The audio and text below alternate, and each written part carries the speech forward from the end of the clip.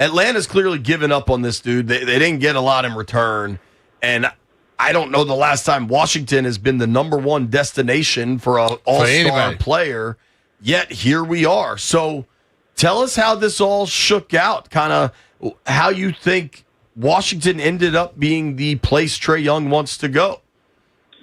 Well, that's a long, winding road, so I try to give you the most abridged version possible, right? First and foremost, I think that's a good narrative to be out there, but the truth is the Wizards were the only buyers, right? Like, you hear these other destinations, and I know as a fact that it was the Wizards and no one else was in the contest, and you got to give credit to the Wizards buying low, right? It's like, okay, we're a franchise.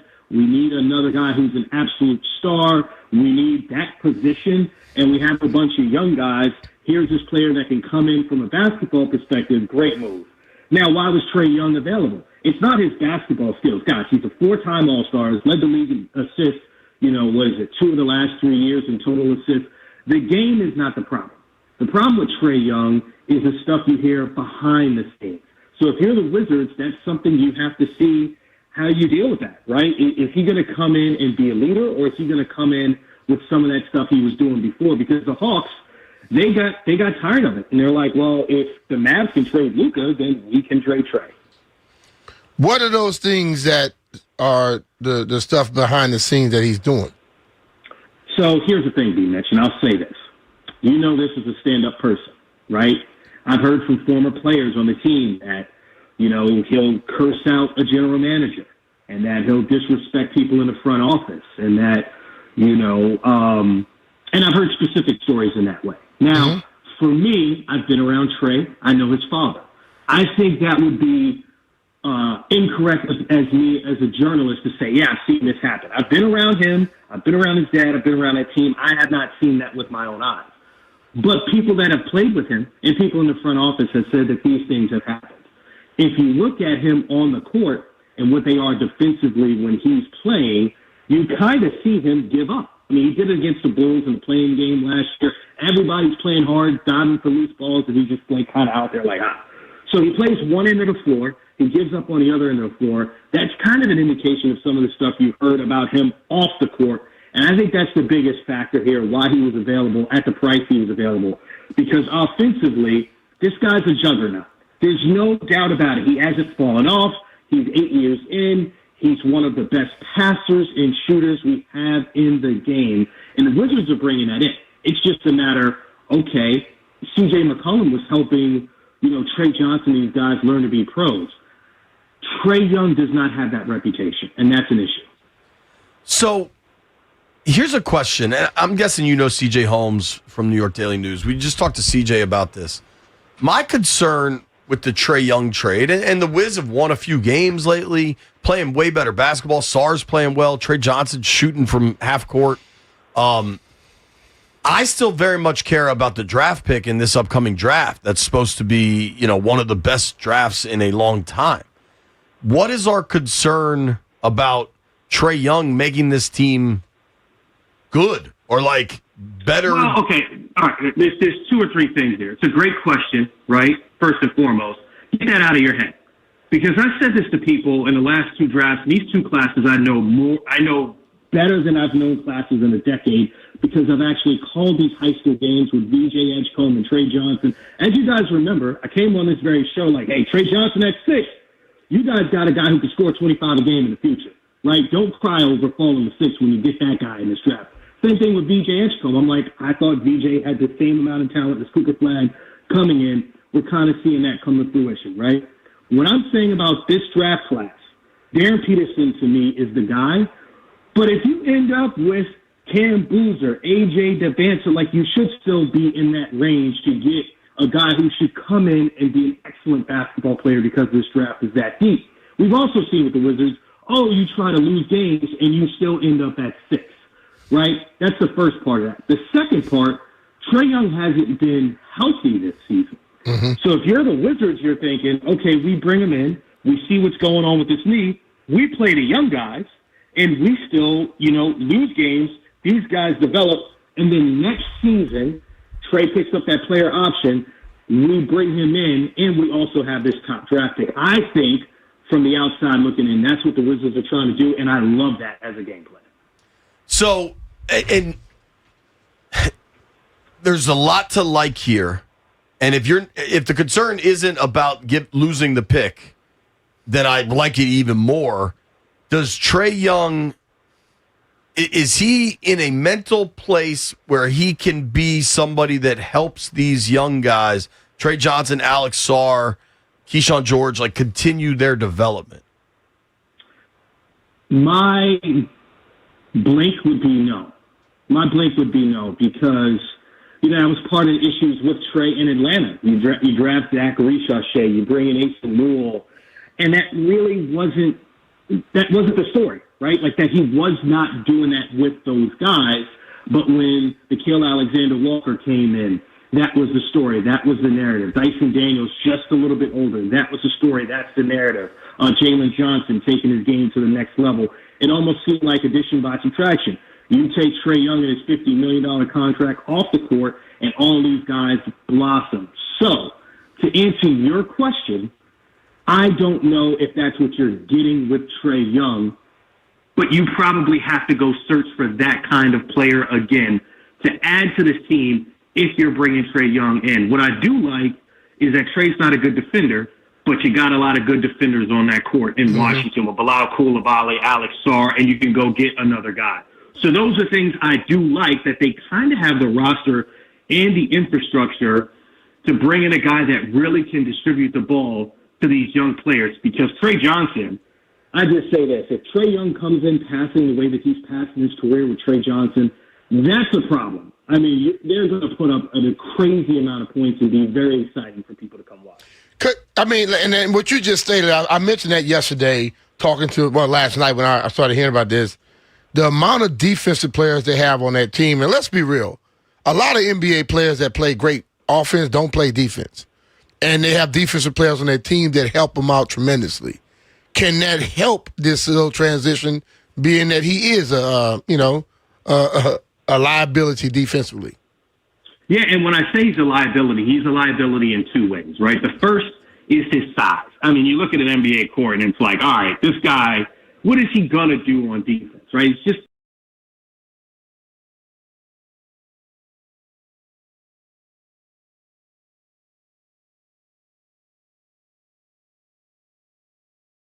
Bilal Coulibaly is a top-tier defender, right? We've seen Alex Sarr take on that kind of same mantle, if you will. So it's like, all right, are you going to go get another guy like that? Who are you going to have on the court like that as well if you're going to have Trae Young on the floor? And I think that balances itself out. Like, coaches know you're not going to have all five top-tier defenders. You can have a singular defensive liability, but you can't have multiple defensive liabilities on the court at the same time. Do you think this is a play to flip Trae Young again? Or do you think this is a play to have Trae Young be a long-term part of this thing? So it's both. You get to see. And that's kind of the thing. Trae Young's at an interesting age where, okay, he's got a player option next year. Let's say he comes in and you're the front office and you're like, hey, Trae, this is what we're doing, and he has a terrible attitude or something. You can say, fine, nice to have you. You've wasted 2 years of your career. You can walk. All we gave away, truly, was a guy that was going to go somewhere anyway, and CJ McCollum, and Corey Kispert, who's a really good shooter that you probably looking at the logjam you had at that position. Because what I see is, okay, Tristan Vucevic, for instance, this guy shouldn't be on a two-way deal. Now you have the roster spot to sign him to a full-time contract. Do you see what I mean? Like, the Wizards kind of needed to maneuver in that way anyway. And I think that's a big deal because, JP, I was at the game. I cover the Spurs now as well. I'm on the road with them. And, they played against the Wizards. And I'm like, Vucevic is a problem. He was giving the Spurs work. And I've seen him before, and I'm like, this is a guy that deserves a full-time contract and can be on the floor and be a difference maker. The Wizards have a lot of players like that have developed that I think they get more of an opportunity with that open roster spot. Talking with our friend Chris Miles here from NBA TV. You can give Chris a follow at Chris Miles TV. Obviously, the big news here is Trae Young coming to Washington. I guess it's not official yet, But when Shams says it, it's official. I think, as we kind of move forward here with the Wiz, do you think, how do you think this rebuild is going here? You talk about Vucevic, some of the other guys are developing. I mean, Sarr versus Risache right now looks like the Wiz really won that. Kind of the number 2 was the number 1. Where do you think they are big picture, and how far away are they? I think with this move, contingent on who you get in the draft, and I am very biased here, okay? I think even with the backcourt, Trae Johnson's the starting shooting guard in the NBA, point-blank period. Trae Young, I think if you get the first pick, you still go get Darren Peterson and you figure it out. I think that kid is that dynamic, that good. But I've heard from several sources the Wizards aren't that high on Darren Peterson. So when you ask that question, right, I go, well, if you got Trae Young next year, Sarr, Koulibaly, Trae Johnson, AJ DeBanza, Cam Boozer, Caleb Wilson, you throw any of those guys in the mix, I'm like, now you're in the playoffs in the East. To me, that's if Trae's healthy, buying in with that group, you're a playoff team in the Eastern Conference. So to me, once we see what happens with the draft lottery, I'll have a fair assessment of where the Wizards are going forward. And who's to say they're done dealing, right? But I look at it as, man, they seem to be, you look at the record and you go, Chris, they're so far off. I'm like, not when you watch them play. Like, they have a lot of players who can play. They need some veterans to kind of be more so in their prime, not past their prime, like Middleton and C.J. McCollum. Like, they kind of need, honestly, a Trae Young if he's buying in. I mean, this is a 4-time All-Star and assist leader, So I would say playoff team next year if Trae Young is playing like Trae Young, and they land this draft pick, and it's a guy that can come in and be an instant contributor. And you believe it could be like that quick? That's what happens in the NBA. Yeah, because I know that they talked about this rebuild, but they've been doing that for 3 years now. So that's what I'm saying. Ain't that quick? Fourth year about time to start to hit. Yeah, I mean, that's what I'm like. It hasn't been that quick. I mean, look, I said this. You guys know this. I've said this when I was on 106.7 The Fan, and Bradley Beal was leading the league in scoring. I was like, trade him now. Trade him now. Because I always looked at Bradley Beal as being a really good player, but not an MVP caliber player, not a guy that's going to lead you to championship. I think this thing would have flipped around, 2 or 3 years ago had they done that, but they didn't get the right return for Bradley Beal. And that's something we're starting to see with teams that hold on to all-stars too long, that they don't get the return that they need. Whereas, like, you look at the you look at the Thunder going to get Shai Gilgeous-Alexander, and you're like, they traded Paul George away. Right? That's how they really rebuilt so fast. And I thought the Wizards should have followed that playbook the following year. But here we are. They're finally getting to that stage. And, I look at this deal. They bought low. They didn't give up too much. No disrespect to Corey Kispert, right? But for a 4-time All-Star, if Trae Young can come in and have the right mentality, which is a big if, I think this is the thing that elevates them to being a playoff team. That's crazy, man. So you think no way, because I know it's a player option for Trae Young, he's picking that up, right? I mean, it's $50 million. $50 million. Right. What are we talking about? The only way he doesn't pick that up, we saw this with Jimmy Butler. And this is like, these negotiations have been going on. I think it's been 3 weeks, maybe a month, right? Like, a lot of times those deals are in play before the trade is agreed upon. And if you saw Trae Young's body language as he was walking out of the arena in Atlanta, it looked as if, finally, it's done. Let's get up there. That's how he looked to me. Right? I don't know if you've seen the clip. I can send it to you guys. But they announced it. He walked out of the arena. He's like, let's go. I saw him out.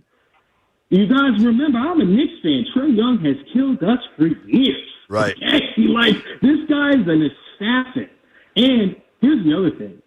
Trae Johnson has come in like, hey, I'm the best shooter on the team. It's shown up. Okay, now you got a backcourt with 2 guys who can launch? You kidding me?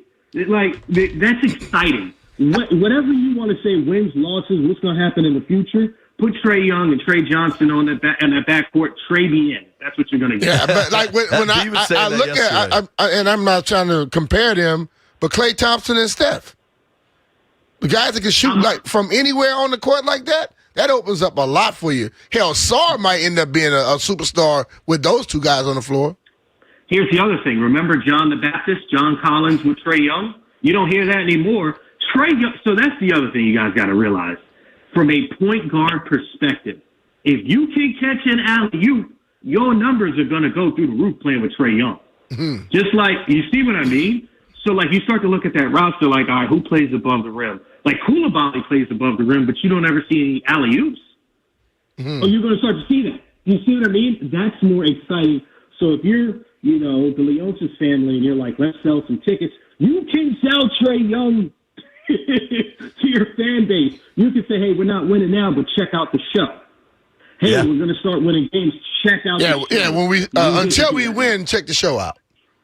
Yeah. If Trae Young's on the court, come check out the show. I love that. That could be fun. Hey, speaking of the show, just because I follow you on Instagram and see where you're at all the time, what's it like following Wemby around right now? I know he missed a little bit of time, but now he's back. First of all, I don't know how much of this I could say, right? But the guy wants to play more. I'll say that part first, right? Like, they're trying to be very cautious that you don't have a Ralph Sampson situation. But he does things that I don't get my phone out quick enough, right? So I'm hosting him. I look up, and he touches the top of the backboard casually. You understand what I'm saying? Like, touches it, and I look like, did he just do that?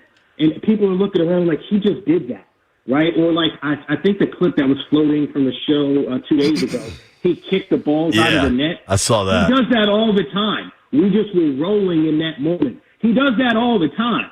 Like, and it's insane to see because I'm sitting there and I'm like, those are 2 7-footers. Kelly Olynyk, you know how big he is, and Luke Cornett, you know how big he is, and they're like half a foot shorter than him, and they'll be like standing there and joking around, and I'm like, this is not real life. Like, this is not, like, you don't really get it. He's a guy that you have to pay. I think in the league, he's the number one guy you need to come see. You need to see him in person and go early, and fans are doing that. Like, they're showing up an hour before, watching him go through his warm-up, watching him move, because it's a thing. Are you driving you driving his bus now? You're not driving Giannis' bus anymore? you done with Giannis? You're the president of the Wemby fan club now, right? Greece to France? So here's the difference. I'm flying the Giannis charter, okay? I'm the initial member. I took people in. The Wemby fan club, I can't be the president of that. There's too much competition. You got to remember, BMitch, the Giannis thing. When I was telling people about Giannis, people were like, you're an idiot. Stop talking. I'm like, this guy's going to be great.